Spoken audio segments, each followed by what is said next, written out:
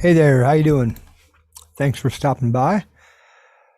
Thanks for coming over and hanging out with me for a bit. I wanted to show you the oh, maybe one of the worst people in the country right now. And this used to be somebody that I looked up to, and then as he got older, I don't know what happened. I don't know what happened to him. But I think it's important that we listen to what he says because this will how things would be if he were in charge. Stop coddling the people who won't get the shot. Booster shot. Mission accomplished. And it is. It is time to stop coddling them, the ones who won't get the damn shot already. And our first step, you and I, is symbols, the language we use. We call these people vaccine hesitant, vaccine skeptics, anti-vax. We say they're protesting mandates and passports. They're making a personal choice. They're waiting for more information. They're making a medical decision. Bullshit! They're afraid. They're afraid to get vaccinated. Stop feeding their egos about what they're doing. Stop legitimizing it. Vaccine hesitant, they're afraid. Vaccine skeptics, they're afraid. Anti-vax, they're afraid. They're protesting mandates and passports, they're afraid. They're making a personal choice, they're afraid. They're waiting for more information, afraid. They're making a medical decision to be afraid. The snowflakes are afraid. Afraid of the vaccine. Afraid of being proved wrong. Afraid of doing what anybody else in the world tells them to do. Afraid of needles. So no more pleasant euphemisms about what's going on here. Apart from the people who have legitimate medical complications about vaccines, we have to stop coddling the morons who will not get the shot. We start by calling them what they are. They are all snowflakes and cowards and idiots and losers. And most importantly, they are afraid. I'm not afraid. I don't get my medical advice from Keith Oberman.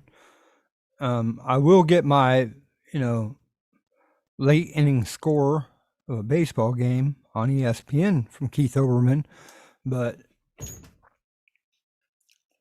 his argument didn't have much validity to me. I don't know how you feel about it, but I think in some cases it's probably best for people in his position to shut up because he's not helping people that are vaccine hesitant or helping people that have a religious obligation.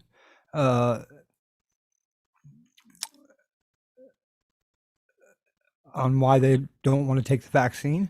He doesn't really mention that. He just calls you names. They say this is the vaccine of the this is the pandemic of the unvaccinated.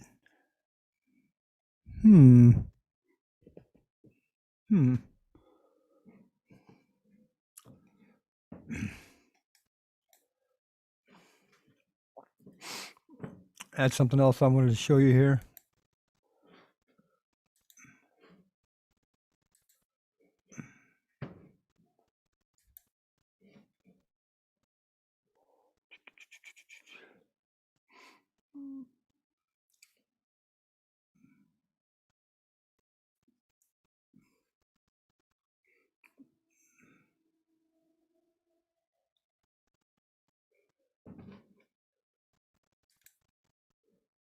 American and Southwest said Tuesday they would comply with U.S. President Joe Biden's vaccine mandate for their employees.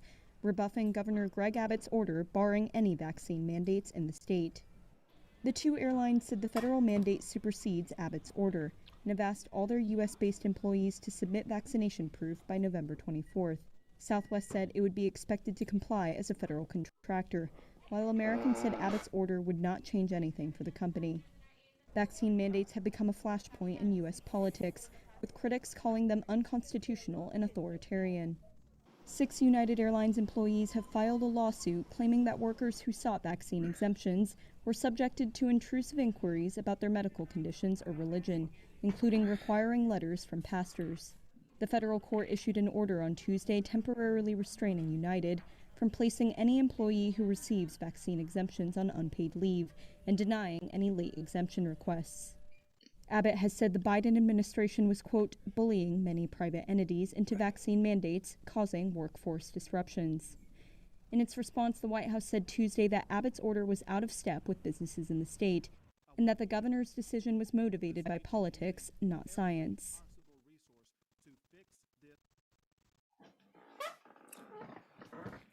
The Constitution is pretty clear. If you read up on it, it says that any power that can't be delineated by the federal government is to be pushed back down to the states. It's in black and white. Go read it for yourself. And I actually know several people who never got any of their children vaccinated. Never. Not one. It's not how I did in my life or how we live our life, but I do know people that don't trust vaccines long before this new one came up. So I guess you could thank Jenny McCarthy for that. But like I said, I'm going to wait it out. And the more I wait, I'm glad, and the more glad that I am that I did.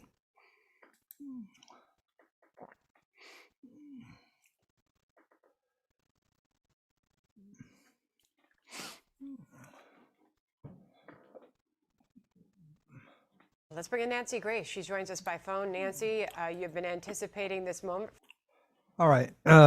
They found the cause of death in the Petito. for quite some time. What was your takeaway?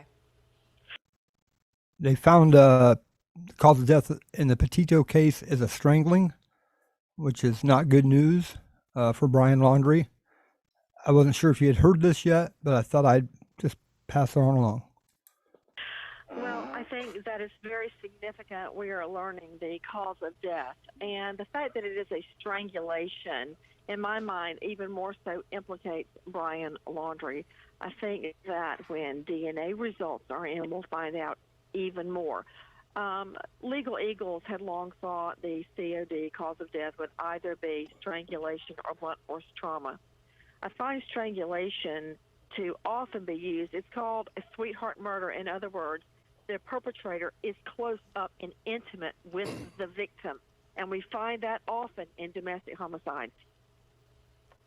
Yeah, Nancy, I was going to say the idea of strangulation, particularly of a young woman like this, after circumstances that we have seen in other videos at other times, to you, is that suggestive of a crime of passion? It's absolutely suggestive of a crime of passion. I had long suspected it would be either strangulation or asphyxiation or blunt force trauma in a fit of rage. But here we have Gabby out in the wilderness alone with Brian Laundrie. We know she was contemplating leaving him because so many people had just told her to reconsider the relationship. There she is, alone with him, contemplating leaving. And statistically, the single most dangerous time for a woman contemplating leaving a relationship that's the single most dangerous time. And there she is, alone. What is really floors me is what it must have taken for him to leave her decomposing for 3 or 4 weeks.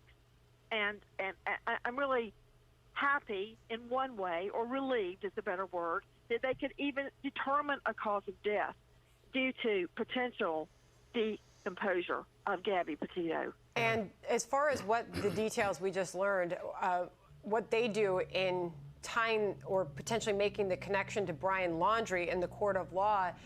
Nancy, I would ask you, referencing what a Salt Lake City-based private investigator is quoted talking about in our .com piece today, saying that he was not going to be surprised if it was manual strangulation or if he had choked her before. He said when he was watching that police video in Utah and she described how Laundrie grabbed her face during a domestic dispute, he said, the private investigator said that any victim who's been choked before, their natural reaction is to lower their chin to their clavicle to prevent that hand from going around their throat, suggesting that's what he saw her do in that video.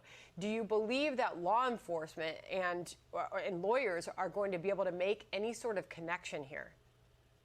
I absolutely do believe that. You know, it's amazing what type of DNA is left behind, be it saliva, blood, semen, epithelial, which is skin cells. I hope that the decomposure did not ruin or compromise any of his DNA, if in fact it was there at all. But I can tell you this much. The fact that she was strangled out there, and when you look at her in that body cam video from Moab, August the 12th, the way she kept holding her hand up to her chest, near her neck. I mean, it's very, very disturbing. I now think that investigators, police, FBI, will use extrinsic evidence, such as placing Brian Laundrie at that location or the vicinity near the time of death to place him there with her. So there's no way for a jury to find someone else did this thing. You know, through phone records, through receipts, through nav system on the Ford Transit, the navigation system, placing him there at the approximate time of her death. They will be able to do it. Well, Nancy, you heard the coroner, Brett Blue, say that it may be, we may not know the exact date of death because of the state of decomposure of the body and the amount of time that the body went undiscovered. So if you're looking at that theory of trying to place Brian Laundrie in the same area at the time of her death, this coroner is suggesting that may be a difficult hill to climb. Well, I have no doubt in my mind they will not be able to pinpoint a day. But if I look at the last time she's seen alive, the next time he's seen alone, and those receipts of him traveling across the country based on the time that he got home and the time she was last seen alive, I bet your bottom dollar we'll get a 3 or 4 day window of her time of death. And if they can place him there in that campground at that time, it's over. Nancy, Stephen Bertolino, who represents Brian Laundrie's family, the attorney for the Laundrie family, has put out a statement following the reveal of the autopsy results, saying that Gabby Petito's death at such a young age is a tragedy. He writes, while Brian Laundrie is currently charged with the unauthorized use of a debit card belonging to Gabby, Brian is only considered a person of interest in relation to Gabby Petito's demise. At this time, Brian is still missing, and when he is located, we will address the pending fraud charge against him. Your reaction, Nancy? Well, that's exactly what I would expect him to say. That's what he's being paid to say. So I'm not surprised at all. He wants me to think about the debit card when I find out Gabby Petito was strangled dead and her body left to decompose, and I'm thinking about a Chick-fil-A drive-thru. Are you kidding me? He'd like me to think about that, but right now I'm thinking about Gabby Petito being strangled dead, and that is plenty of time to form premeditation and the time it takes to strangle someone. So now we know this was no accident. She didn't fall down and hit her head. She didn't fall into a ravine and drown. We know she died by strangulation. We know she died of asphyxiation. She was murdered. And if they can place him there in the 72 hours of the time she was murdered, it's going to be hard to pinpoint that down. But I bet you it will be close enough for a jury. What do you expect the defense attorney to say? Yeah, he did it. Now, can I tell you where he is? That's not going to happen. Nancy, let me come back to something that you said just a couple of minutes ago here as you're giving us your final detailed analysis. And that is that maybe, you know, whoever strangled Gabby Petito left epithelial skin cells around the strangulation area. You said that you hope that that DNA survived in the decomposure, being out there in the elements.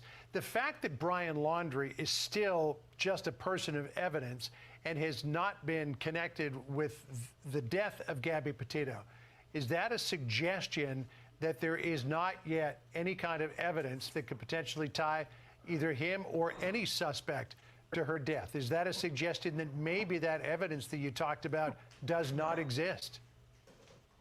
I like what you said when you said not yet. You said not yet, and you're absolutely correct. Not yet. But it ain't over yet. Right now, if they have managed to get any DNA, there's still got to be comparisons done. And yes, I think they may have been able to do it by now, but I don't know that. But what I do know is he was with her, he's alive, she's dead. The DNA will be coming. Do I think it survived? Probably not. But if she was still clothed, and I think that she was, we got a better chance of getting DNA off the clothes. As far as any further detailed information, the toxicology report, obviously he did not reveal. He said only cause and manner of death was what he was going to reveal today. Do you believe there will be any further surprise details that come from what they have learned since they have had her body? Yes, I do. I definitely do, because if there were no surprises in it, why would they keep it a secret? So right now, either they're not complete or they're withholding evidence.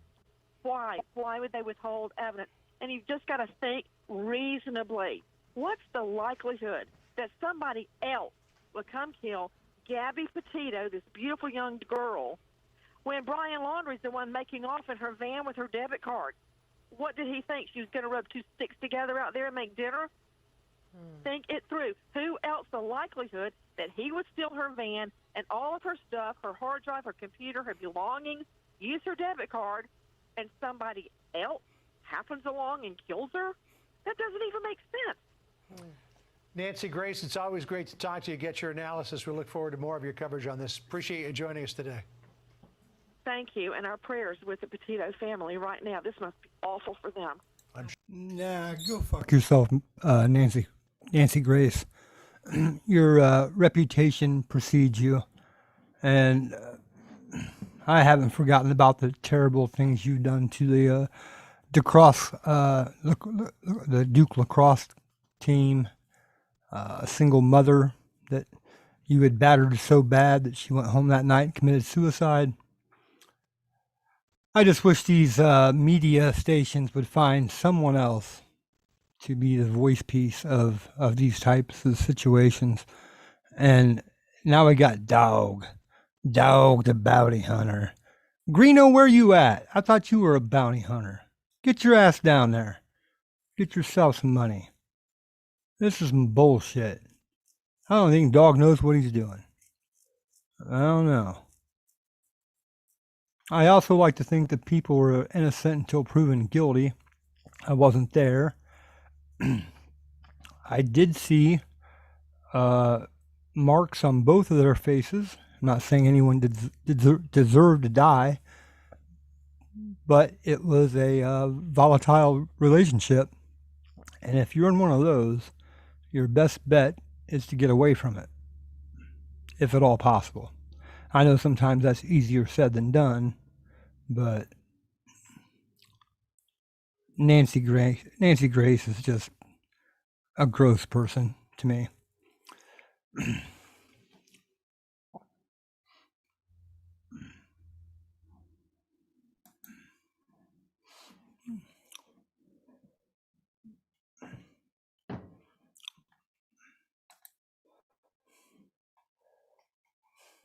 Hey, Cece. Hey, guys.